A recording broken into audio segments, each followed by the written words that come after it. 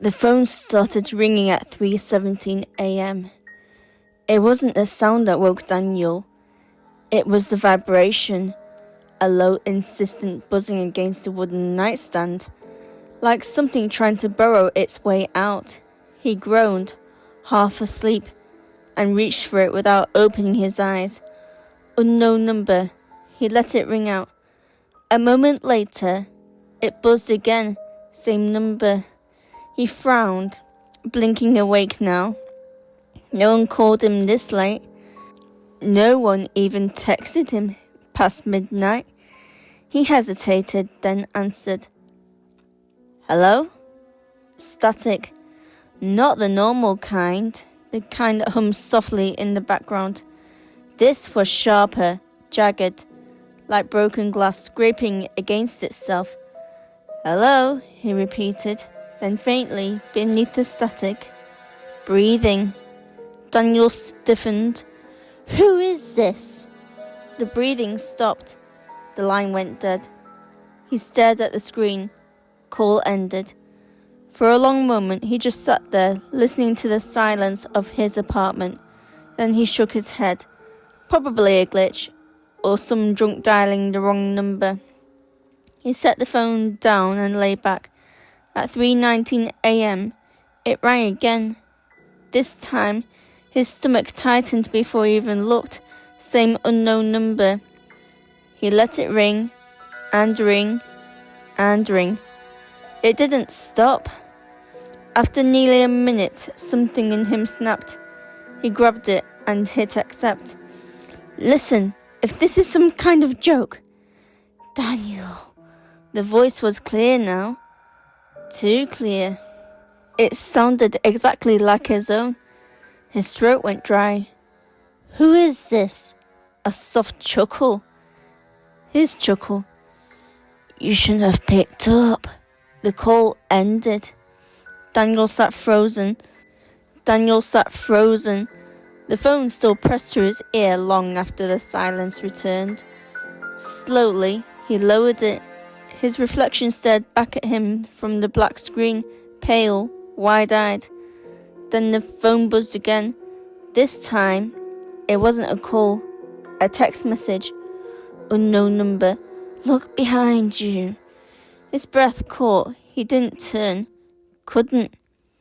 Another buzz. Unknown number. No, not there. Closer. His heart began to pound, each beat louder than the last. The apartment felt wrong. Too still. Too quiet.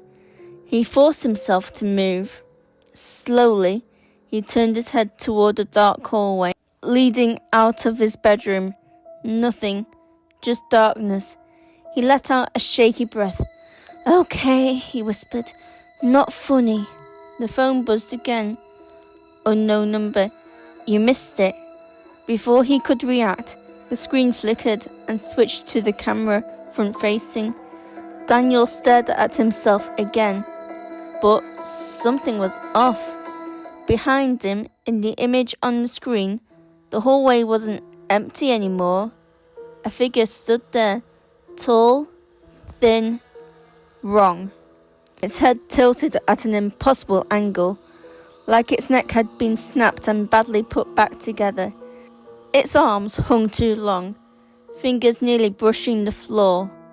Daniel's blood turned to ice. He didn't turn around. He couldn't. The figure on the screen moved. It took a step forward. In the real world, behind him, the apartment remained silent. But on the phone, it was getting closer.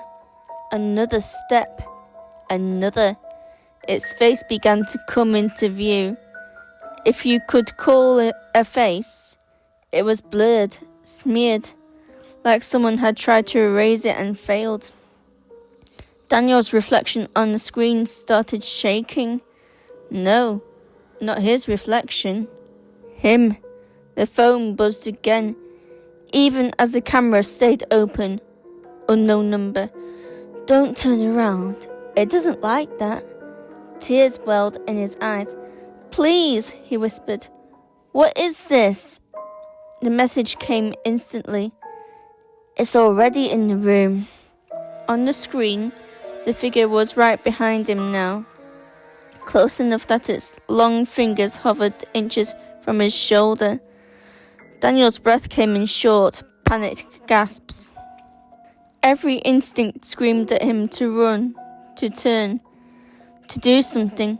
Instead, he sat there, frozen, staring at the screen.